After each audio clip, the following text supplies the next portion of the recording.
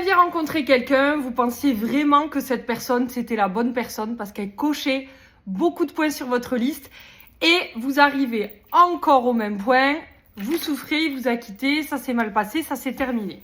Qu'est-ce qu'il faut comprendre? Cet homme ou cette femme était votre test d'évolution.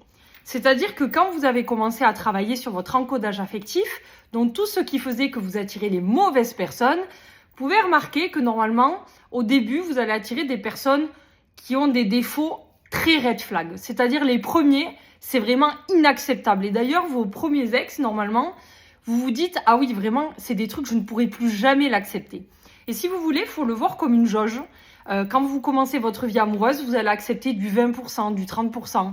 Et plus vous allez monter, plus vous allez passer des tests d'évolution.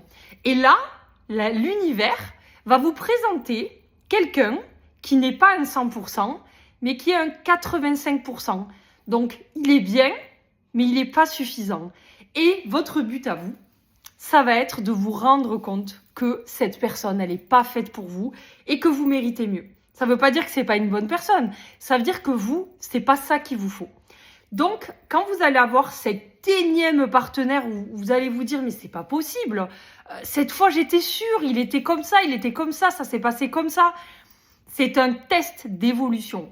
Si vous avez lu Karma Beach, vous êtes à même de savoir que je vous explique tout le temps. La vie, c'est un jeu vidéo. Si vous ne l'avez pas lu, vraiment, relisez-le. Vous êtes dans une espèce de réalité. Et dans cette réalité, vous avez des niveaux. Dans chaque niveau, vous avez un boss. Et ce type-là, que vous avez quitté ou qui vous a quitté, c'est le boss de votre niveau, 85%.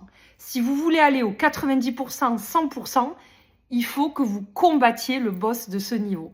Et le combattre, ça passe par comprendre que 85%, c'est pas 100%. Vous voulez même pas d'un homme qui est à 99%. Vous voulez d'un homme qui est 100% sur vos énergies ou plus. Et ça, il faut vraiment le conscientiser. Je sais qu'il y a énormément de femmes qui sont dans cette situation. Reprenez tout depuis le début. Réorganisez votre esprit.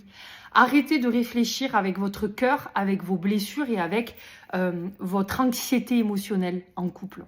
Réfléchissez avec la part divine que vous avez en vous. Pour ça, lisez ou relisez Karma Beach. Remettez-vous dans la peau de votre avatar. Vous êtes un avatar incarné et vous avez les règles du jeu entre vos mains. Vous n'avez plus qu'à faire les bons choix maintenant que vous savez comment ça fonctionne.